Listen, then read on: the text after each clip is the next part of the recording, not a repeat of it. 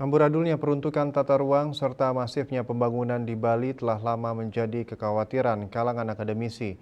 Padahal ruang Bali yang sangat sempit harus dikelola dengan baik sehingga tidak terjadi kerusakan lingkungan yang berdampak pada penduduk Bali sendiri.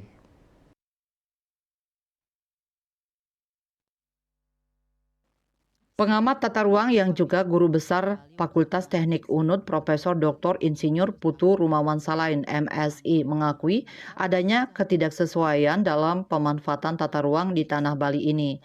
Kondisi ini kata dia tidak terlepas dari sejumlah kendala yang ada.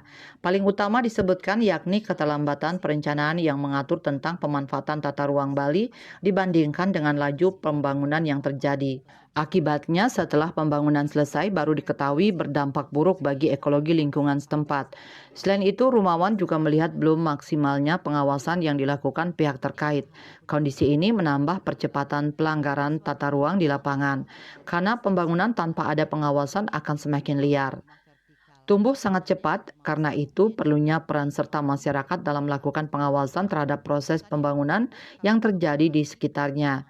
Karena masyarakat terdekatlah yang mengetahui adanya pembangunan di daerahnya. Peran serta masyarakat dalam menjaga dan mengawasi wilayahnya masing-masing akan sangat efektif untuk mengurangi pelanggaran tata ruang yang ada. Dikatakan bila dalam pengawasan terjadi kendala kurangnya SDM, bisa memanfaatkan teknologi yang kini cukup pesat perkembangannya. Sehingga dengan kemajuan teknologi yang ada akan mampu memberi manfaat yang signifikan dalam proses pembangunan. Kedepan, kata dia, momen pilkada ini bisa menjadi tonggak dalam mewujudkan pemanfaatan tata ruang yang baik. Artinya, calon pemimpin ke depan haruslah memiliki kepedulian yang besar dalam pemanfaatan tata ruang Bali.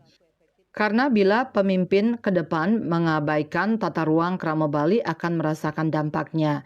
Mengingat luas Bali sangat kecil, karena itu perlu mengelola peruntukan tata ruang dengan bijaksana dan profesional sejalan dengan konsep Trihita Karana yang harus menjadi filosofi pembangunan Bali ke depan. Investor yang ingin membangun di Bali harus taat pada rambu yang ada sehingga kehidupan Kramo Bali bisa terwujud dengan harmonis tanpa harus mengorbankan lingkungan tempat kita hidup bersama ini. Asmara Putra, Bali Post melaporkan.